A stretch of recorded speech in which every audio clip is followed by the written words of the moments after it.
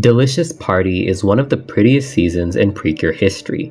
From the moment I saw it, I knew it was going to be special. The saturated colors, the classic look, and the big, bold Cure forms. This season had a strong aesthetic right out the gate.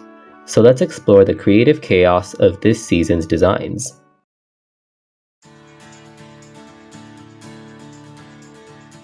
Delicious Party's poster perfectly captures the series' aesthetic.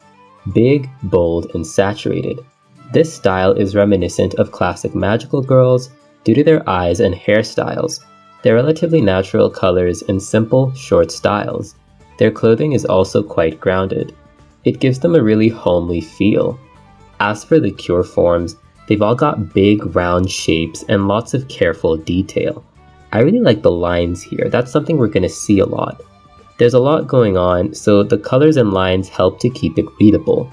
It might be a classic color trio, but it feels so refreshing. Yufu Kyoko handled the character design and has a lot of animation roles. Let's cover the work she and her team did for Delicious Party's designs.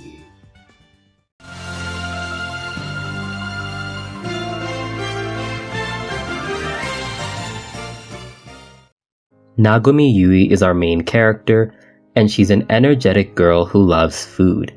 Yui wears a pink sweater over a magenta dress with simple bow shoes and white socks. I love her silhouette and shapes. It's very round and warm. Her bangs frame her purple eyes, and the pale trim along the dress leads your eye down the design. Compared to most Precure leads, she feels very grounded. This is partially due to her simple brown hair that's tied up in pigtails. This simplicity extends to her style. It's all pink dresses. Some of the outfits use a triangular motif, which is a cute nod to her Cure form. Speaking of that, Yui transforms into Cure Precious. This gives us one of my favorite transformations throughout the series. She takes part in it with Komekome, her fox fairy, who we'll cover later. Komekome leaps into the air, starting us off with energy. I love this warm embrace before she turns her into a rice ball. The background is a deep magenta with gorgeous rice ball decals. Komekome bounces around, which is a cute and unique touch. They also embrace at key moments, really selling their bond. Finally, I love the wheat background. All of the girls' transformations end with food in the background, and I think it's another thing that gives this season a unique feeling. On a design level, Cure Precious is based on Japanese cuisine and specifically the rice ball. This explains the triangular shapes in her design. It's a really unique motif, and the angular design is a contrast to the rounder hearts that we're used to. I love that her silhouette is just a big triangle. It's such a solid and unique shape. Her outfit blends a traditional maid outfit with Japanese elements. I did my best to research the cultures that each of them are inspired by, but if you notice any mistakes, feel free to leave a comment. There is an obi at the waist, tabby style shoes, and a Bonten-esque hairpin. The food theme also inspires her carrot-shaped buns and the yellow rice ball pattern on her skirt. The third element of this design are its colors. Yui's big magenta hair is a really strong element. It dominates the palette, which keeps the accent colors in check, those being mint, blue, yellow, and white. They're saved for accessories and borders, which keeps her outfit readable. It's easy to see where each part ends because there's a break in the pink palette. All in all, it is a perfect design. Throughout the series, she has a few main attacks, with the first being Precious Triangle. It's quite a quick attack where she draws a triangle and shoots it at the enemy. I really like how snappy the cuts are. Having multiple angles also builds hype, and it's pretty great overall. Her sub-attack is the 500 kilocalorie punch, which is pretty fun too. Let's move on to her teammate, Kokone Fua. Kokone Fua is our second Cure, and she's a shy girl from a well-off family. Kokone's reserved nature leaves a mature impression that's carried out in her style. She styles her hair in a practical bob and wears a formal, modest suit. She looks like a tiny adult. The outfit explains both her class and personality. My favorite detail is the belt. Her fashion is quite diverse in terms of pieces, with a very cold style overall. I love this one outfit with a patterned skirt. It feels very alternative. I also like that her modesty is carried out throughout all her outfits. The peplum look is probably my favorite though, because it completely flips her palette. Kokone's partner is Pom Pom, a dog, and is Cure Spicy. She's inspired by European cuisine. Let's go over her transformation. Kokone's sequence is filled with smaller, refined movements. She keeps her hands at her side for most of it, and her mannerisms are captured perfectly. Cure Spicy's theme food, the sandwich, inspires all the circles on her design. We've got basic circles on the skirt, spirals in her hair, and rounded edges on the outfit. I like how many ways they used this one shape. I used to hate this design, but looking at it now, I think it's grown on me. This outfit is inspired by European cuisine. It's got a chef-styled bodice with 2 rows of buttons, and her hair is styled like a donut. Finally, there's the skirt, which I believe resembles a teacup. I know that's a little contentious, but I think it looks cup-like. The cloth cap on her head is pretty matronly, and I suspect that it's a cloche hat. I couldn't find an exact match, it could just be a cloth, but there are similarities. Cure Spicy's palette is a bit of a mess, mainly in the skirt, which feels jarring to look at. The tiny circles stand out and aren't used that way anywhere else in the design. The yellow underskirt and white petticoat are also a bit strange. I think that her design has a lot of unique ideas, but I wish they tamed them in this outfit. It's an iconic but messy design. Cure Spicy's main attack is Spicy Circle.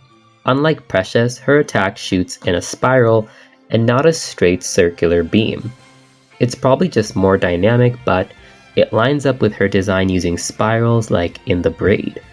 Anyway, it's very cute. I love that they all say thank you for the meal at the end. Spicy has 2 main sub-attacks. One sandwiches the foe with square slices, and the second is a bun-shaped barrier. It feels like a fun exploration of her theme. Perhaps a more offensive take would have given her a baguette. Let's move on to the 3rd member of the team. The 3rd member of the team is Hanamichi Ran. She's an excitable food blogger whose family owns a ramen shop. Ran wears a yellow blouse and a green pair of shorts. The colors and fits suit her hyperactive personality. I want to highlight her eyes, which give her a really intense gaze. Red was the perfect color here. They're balanced by a dull, playful hairstyle to complete the look. Ran's outfits are rarely my favorites, but I do like how well they represent her. She's a little intense and it shows. Her wardrobe is quite a lot. My favorite look is this one outdoor fit with a striped shirt. It's the tamest one, so I appreciate it for that. Shout out to the overalls too, I think there was a vision. Ran's partner is Mem, and as a Cure, she transforms into Cure Yumyum, who is inspired by Chinese cuisine. I love the cute start with Mem on her head, and all of the playful hand motions. There's also rather energetic cuts like the flip at the end. I really like how the background fades from a raw yellow to a fiery red once she starts transforming. Finally, the messy floating elements capture the chaos inside a ramen bowl. It's a really beautiful interpretation. So what about her design? Cure Yumyum's theme food is noodles and her visual motif is limes. This can be seen in the noodle pigtails, striped midsection, and other small accessories. She seems to be wearing a cheongsam based on the color and fit, and her hair is in the popular double bun style. I couldn't place the shoes or hat, so let me know if you know something. Yumyum's design leaves a really strong impact. The saturated colors are well chosen, with green and yellow breaking up the design. The final accent is white, which is used at the center and ends of her body. I do wish there were less colors just looking at it, but I don't think it bothered me in the show, so we're gonna forgive that. The biggest problem to me is her silhouette. She always looked really heavy. There's so much going on in the middle of her design. I didn't even notice the fluffy hat she's wearing. See, the other two have pretty voluminous hairstyles, but with Yumyum, she looks a little unbalanced since her hair is so tiny. It draws your attention to the center of her design and makes her look heavy. Much like Spicy, I do wish they toned it down a bit, but I can respect the creativity. Yumyum's main attack is Yumyum lines, and it's really fluid. It also confirms my hypothesis that Spicy's motif is spirals as well, because here, the noodles move in a straight line. It feels good to have my baseless theories supported. Her sub-attacks use noodles to cut at the foe and cause tension, but the coolest application was when she broke the ground with it. I really liked that one episode. With the team assembled, I think we should look at all three of them together. As a team, they're united by their bows, floral hair accessories, and aprons. My favorite detail are the spoon and fork earrings. Beyond that, they're very diverse. In earlier videos, I've spoken on how boring this color trio can be, but this season challenges that idea. It puts a new spin on all the old tropes by giving them new and specific themes. The last time we had this trio was in Heal and Good, which I still feel is an aesthetic failure. Delicious Party takes a radically different approach with new motifs and inspirations. Coming right after Tropical Rouge, you can see how that series expanded what a team could look like. They've got the least uniting elements, but they still come off as a cohesive unit. By allowing their silhouettes to stray so far, Yufu, Kyoko, and team really outdid themselves. It's a real testament to how much more Precure has to offer. Once the trio assembles, they gain access to the Heart Juicy Mixer. This is a fun blender gun with a really cute design. I love all the shapes on the toy, and the minty frill is the perfect addition. The Juicy Mixer is used for the girls' upgraded finishers and the group attack. Sadly, their solo attacks suffer from a massive pacing problem. They all start with energy before a slow build-up in the blender. It's especially strange that the mixing is silent. It's a blender. Bad sound design.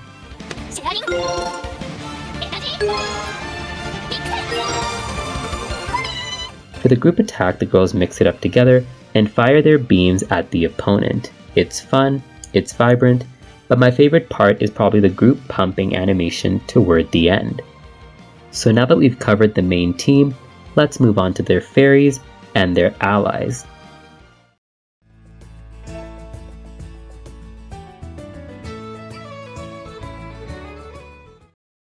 As we saw in the transformations, the girls are each paired with an energy fairy. There's Kome Kome the rice fox, Pom Pom the sandwich dog, and Mem Mem the noodle dragon. They don't have the strongest personalities, but their core ideas are still readable. Kome Kome is a helpful young fox who grows into a human girl throughout the series. Her design seems to pull from Little Red Riding Hood since she's a fox girl wearing a big red hood. I'm not a fan of her round gummy hair since it deviates from the series' elegant simplicity. In a cast of brunettes with pretty real hair textures, she looks like a living doll. It's the same problem I have with the Cookingdom Royals.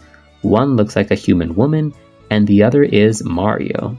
Within the movie, Kome Kome gains her own cure form, and I have to admit I love this outfit. The playful shapes and Sakura theme fit her to a T. It's a very fun outfit to look at. All of the mascots get cure forms in the movie, but this one does it best. They're all pretty playful and cartoony, but I feel that Kome Kome strikes the best balance. Pom Pom is a mature brown dog and kind of the group's big sister. As a human girl, she looks pretty cute.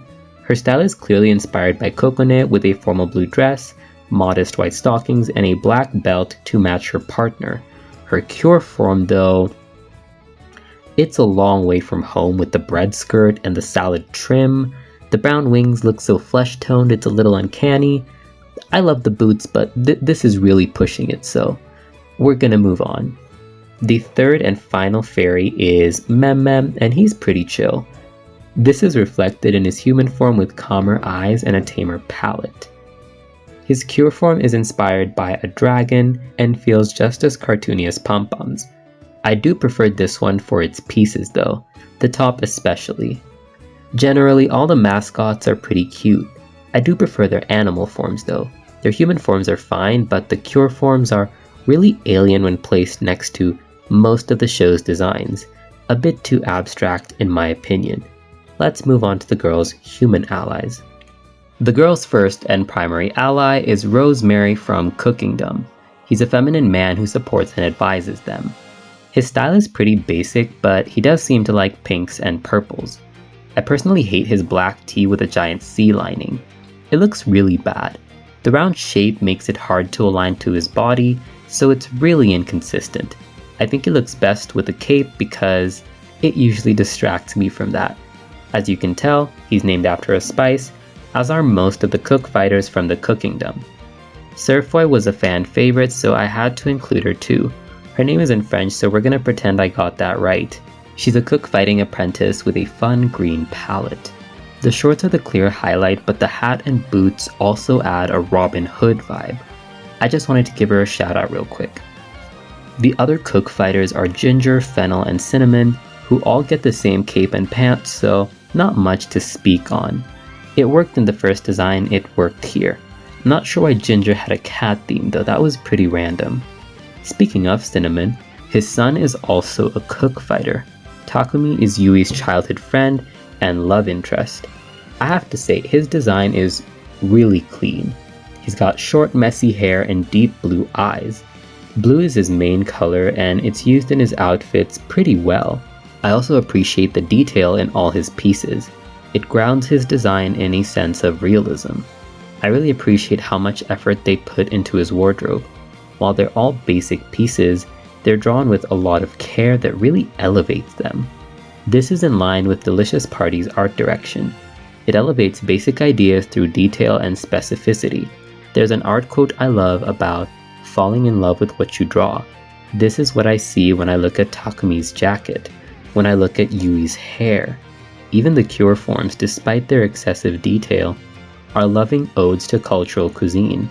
The food in this world is represented through the recipes, each brimming with detail. Even the magical Cookingdom is fully realized. Wafer-themed bags, candy weapons, and egg-shaped technology. It is a series designed with love. Before we move on, let's wrap up Takumi's section. As Black Pepper, he wears a white suit with a large brimmed hat. His brim features a flower pattern tying into the girl's headpieces, which also featured flowers. His silver hair matches his father's, and the black boots draw attention to his feet, which he uses to attack. Finally, there might be some tuxedo mask influence in the cape and the titular mask.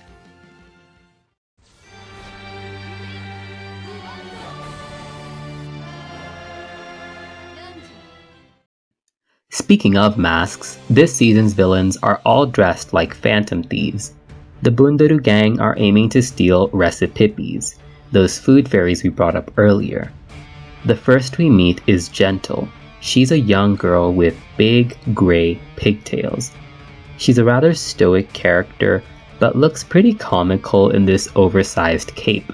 Her tiny limbs draw attention to how big the rest of her clothing is. It feels like cosplay when compared to the other generals, almost like she doesn't belong. The next general is Narcistoru, one of the most popular characters this season. He is a vain genius with a dapper style. I love his outfit the most. The line details lead your eyes down his body, and the color blocking keeps him readable. White gloves so you can see his hands, and a white shirt to break up his palette. The suit is also drawn and shaded realistically. There's folds and cuffs in all the right places. His elegant ponytail really ties it together. They did a great job with this design. Can't say the same for this guy. Spiritoru is an ugly robot created by Narcistoru, and a tweet from Yufu Kyoko confirms he was designed by Kazunori Haruyama, who handled the Ubauza design. This partially explains the direction taken, and makes sense since he did design a lot of good robotic creatures. It's clear that he's a talented designer, but I don't love the approach that he and the team went with here. The thing is, it looks like a walking fridge with the round body and the really awkward limbs. His proportions feel so off, it's like they picked him out of a video game. The one detail I do like is the weird buckle on the chest. It's really interesting, but I like that one thing. Sekretoru is the final general of the Bundaru gang. Unlike the rest, her cape has 2 layers and jagged edges. She's a rather secretive character, so the covered eye makes sense. I like her darker palette too. The dark green is a great contrast to the main mahogany. A-tier design. The final villain of this series, spoiler alert, has a regal armor design with bronze accents on the trim and buttons. If you've been watching, you know I'm not the biggest fan of male big bad designs because they tend to go with a pretty basic suit. I think that Godats is fine.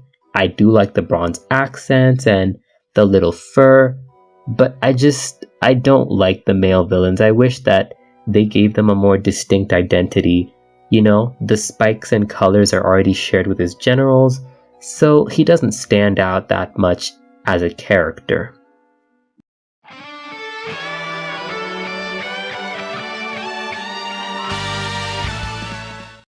So as I'm sure most of you could tell, that first villain was actually a 6th Ranger. Gentle, aka Kasai Amane, is the student council president, and her style reflects that formality.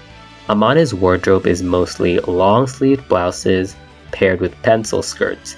Her main outfit feels a bit Victorian due to the frilly top, and I also like the star headpiece. It's all very eye-catching. Her wardrobe uses a lot of white, which is a great balance to her dark purple. I love pretty much every outfit she's in.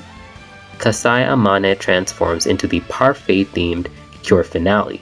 Unlike the rest, she doesn't have a fairy, so instead she transforms with a heart fruits pendant. Her transformation uses a slightly more heroic track and highlights all of her design influences. The drapery at the start reminds me of weddings, the parfait sequence is snappy, and the dress looks gorgeous in every frame. My personal favorite is this one shot with the light. It feels so heroic with the swelling horns.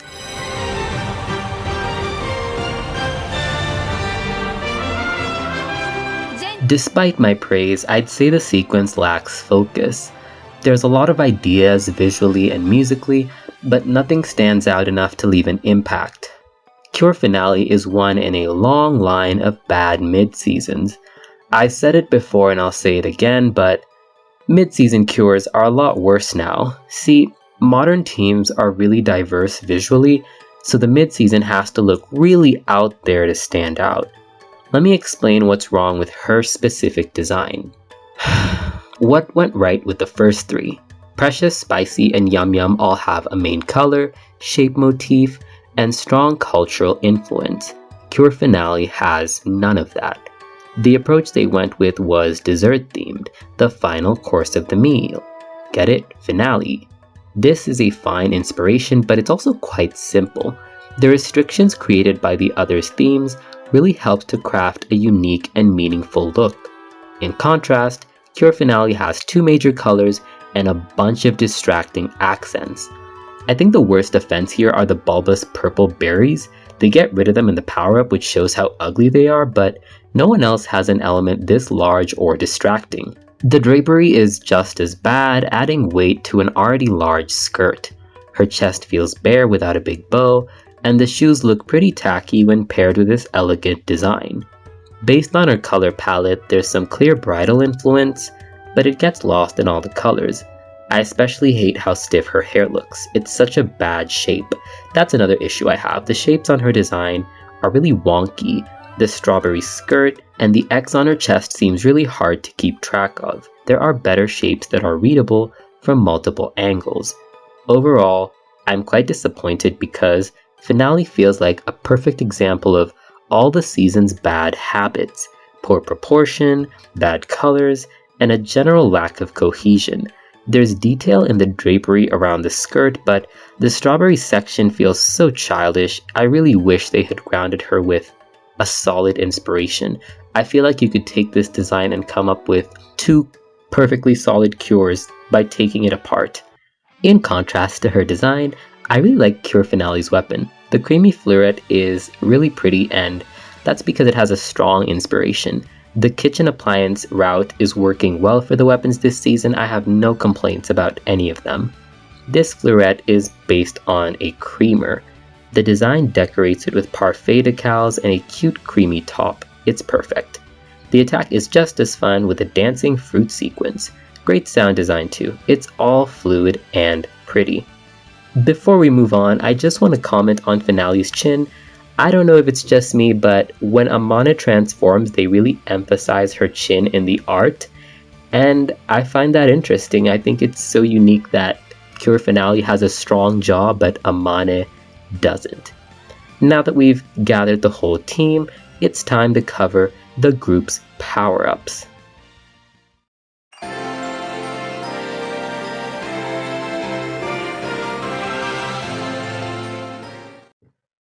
The girl's first upgrade comes with the party candle tacts. These are beautiful floral candles with a gemstone as their light. Peak design, they crushed it with all the weapons this season. They use the candle tacts for their group attack, Light My Delicious. It opens with Komekome sharing her power with the team, summoning the party candle tacts. They each get to pose with the flashing sword decal, and finally transform. They slow down to pose again, and light their candles. Each moment is so warm and delicate. Even at the end, they gently blow their candles out. When combined with the score, it's a very moving attack. I love all the swells at important moments. It's perfect. So let's talk about the outfits. I want to start with Finale. Her upgrade fixes a lot of the issues I had. By expanding the dress, her accents really pop, and the round shape helps keep those strawberries in check. The berries are now red, so they're less distracting, and there is a beautiful veil over her long golden hair. The bridal influence is at its strongest here. The next cure I want to cover is Spicy. Her design leans into its English influence with a wider hat, longer sleeves, and a frilly skirt layer. The extra blue fabric really ties it together because the original had a lot going on in that area. I also love how good her spiral braid looks with the hat. It is so pretty. Next up is Precious in her big, pretty kimono. Her design was already the best, so I have no notes. The triangle print is especially nice. Her wardrobe is so consistent. Finally, there's Yumyum, and I can't place exactly what she's wearing, but it's very festive. I think the stripes are in line with her theme. The little pom-poms are especially fun. Finally, the flower crown and bow are a great way to unite them. It especially works for Finale, who looked a little bare. The movie grants them one additional power-up, their children lunch forms. Now, I've given these a lot of flack when covering the fairies, and the girls are not much better. Thematically, it makes sense that they went with this direction. It's based on a child's lunch, but there was no reason to camp out so much. I think that Precious is fine given the rice theme, but the rest, I can't forgive. Finale looks so ridiculous. What is this? The picnic ribbons are really the only thing keeping these interesting. Despite the final look, I did enjoy the transformation from the movie. I think it's a very silly power-up with a simple attack. I'm just glad I don't have to see it anymore.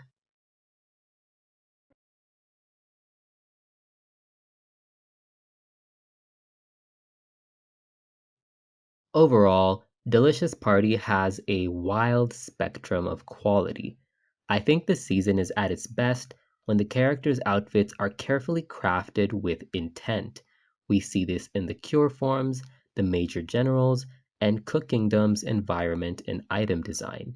Unfortunately, there's a lot of designs that toss this care out in favor of wilder, cartoony principles. This isn't bad per se, but it clashes with the initially established style. Despite my complaints, this season is a clear landmark in Precure design. They tried so many different things, and I respect that. revitalizing the iconic color trio, elevating basic outfits through detail and shading. I really believe in the direction that Yufu Kyoko and her team went in. I just think that, like most experiments, there were a few duds. With all that said, what did you think of Delicious Party's designs? Let me know in the comments and check out the other design diary videos. Be sure to join the Patreon book club where this month we're going to be discussing Tokyo Mew Mew. Let's take a moment to appreciate this month's patrons. Marielle Ishimwe, Babu Braz, Lumin An, Evelina Poinsett, Kit Kate, Ella Corcoran, Ayesha Rai, Celine Envoy, Suzaku, Reski Amalia, It's Blue, Nya EXE, Mohammed Aska Nur Hakim, Gerard Kachaturian, La Perla del Gacha, Rugia, Emaru the Fiore Lover, and Gabrielle Bambao.